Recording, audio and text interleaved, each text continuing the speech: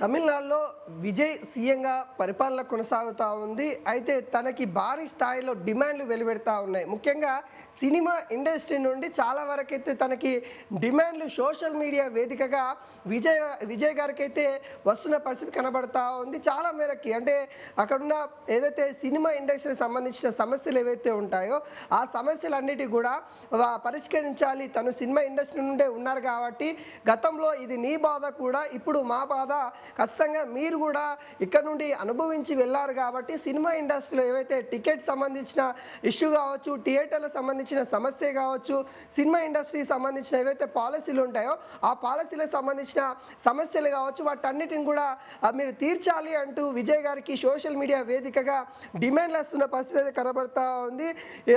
చాలా వరకు అయితే సినిమా ఇండస్ట్రీ నుండే తనకి డిమాండ్స్ అయితే వెళ్తా ఉన్న పరిస్థితి కనబడతా ఉంది.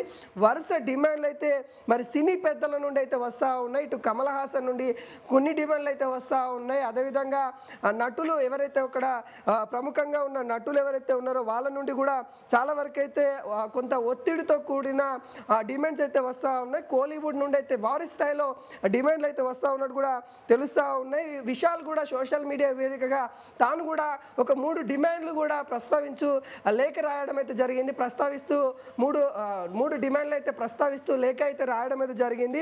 అదేవిధంగా రాఘవ రాలెన్స్ కూడా తాను కూడా కొన్ని డిమాండ్లు ప్రస్తావిస్తూ తాను కూడా సోషల్ మీడియా వేదికగా పోస్టులు చేయడం అయితే జరిగింది. నిజానికి సినిమా ఇండస్ట్రీలో కొంతవరకు ప్రాబ్లమ్స్ ఉన్న విషయం వాస్తవమే. కాకుంటే తను ప్రభుత్వం ఏర్పడిన తర్వాత కొంత ఆలోచించుకోవాల్సిన సమయం కూడా ఎవరు ఇవ్వట్లేదు. ప్రతిసారి కూడా అనే ఏదైతే సీఎం పదవి అధిరోహించిన కాంచెలి తనకి సమస్యలు వస్తూనే ఉన్నాయి.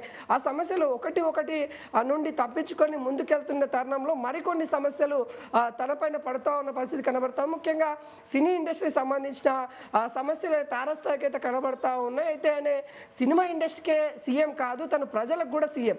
ప్రజలు ఎన్నుకున్న సీఎం కాబట్టి తన ప్రజలకు సంబంధించిన సమస్యలు చూసిన తర్వాత సినిమా ఇండస్ట్రీ సమస్యలు కూడా తను చూస్తాడు. కాకుంటే తనకి సమయం ఇవ్వకుండా వీళ్ళంతా కూడా డిమాండ్లు వెలువడుతూ ఉంటే అక్కడ కొంత విమర్శల వర్షం కూడా గుప్తా ఉన్న పరిస్థితి కనబడతా ఉంది. అక్కడ ప్రజలు కూడా కొంతవరకు సినిమా ఇండస్ట్రీ పైన కూడా ఫైర్ అవుతూ ఉన్నారు. ఎందుకంటే విజయ్ గారు సీఎం అయ్యారు, ఖచ్చితంగా ఆడ సీఎం అయి తను వారం రోజులు మాత్రమే అవుతా ఉంది. కొంత సమయం ఇవ్వండి, మీ సమస్యలు ఏమున్నా కానీ మరి తీరుస్తారు అనే విధంగా అటు టీవీకే పార్టీ నేతలు కానీ ఎమ్మెల్యేలు కానీ చెప్తా ఉన్నారు. అయితే సోషల్ మీడియాలో మాత్రమే వాళ్ళ డిమాండ్లు అయితే వ్యక్తం చేస్తూ ఉన్నారు.